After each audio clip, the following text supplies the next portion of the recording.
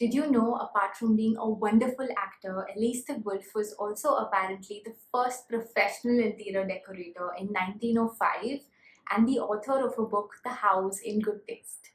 Hi guys, this is Dikksha Jiandani, principal architect and founder of House of DI, and today we're going to be talking about the 10 most important things to consider while color sampling with materials. In the previous video, we covered what are the different sources of color in interior design. Here's a link to it if you haven't watched it yet. Up until now, we've been discussing and designing some digital mood boards together in the previous videos, but it is so important to get down and build physical mood boards with the materials in your hands.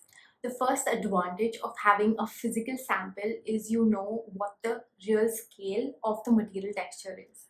When you build a digital mood board on screen, the scale of the texture can always be adjusted on Photoshop to make it look more presentable along with the other materials on the mood board.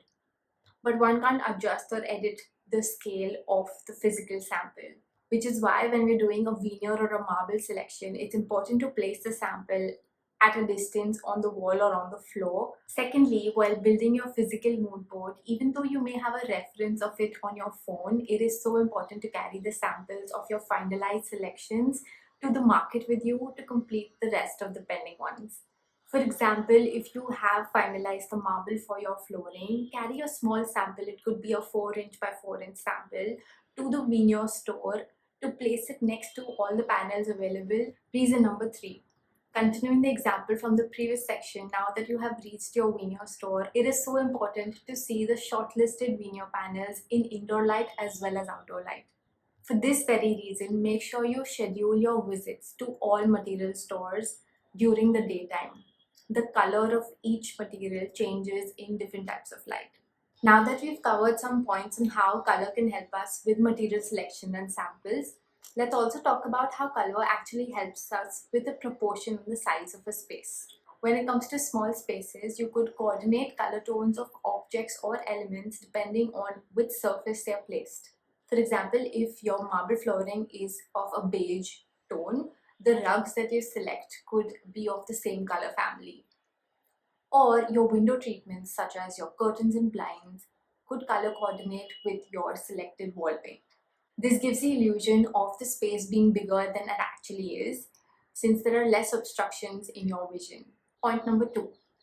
When it comes to disproportionate spaces, for example, if any space is too narrow, too wide, or too long, we can use color to our advantage to reduce some of its effect.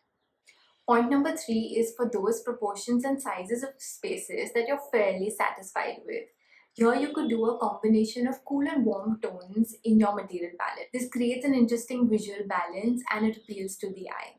The third category that we could talk about is covering some tips regarding wall paint.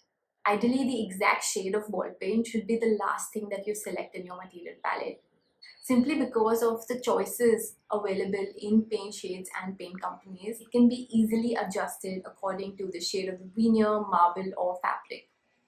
Secondly, even when you're going for a shade of white, there's always an undertone of a color within that shade of white.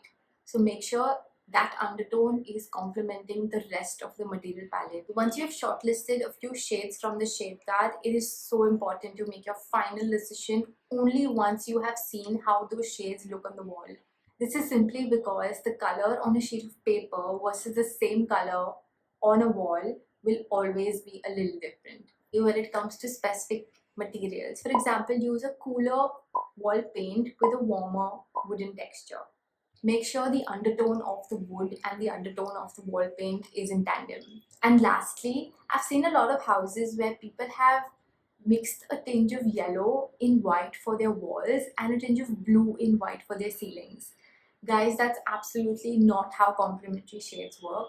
I would definitely recommend to use the beautiful shades of white that are available for the wall and the ceiling. It just gives an illusion of the space being much bigger than it is. Thank you so much for watching, guys. Your support means a lot.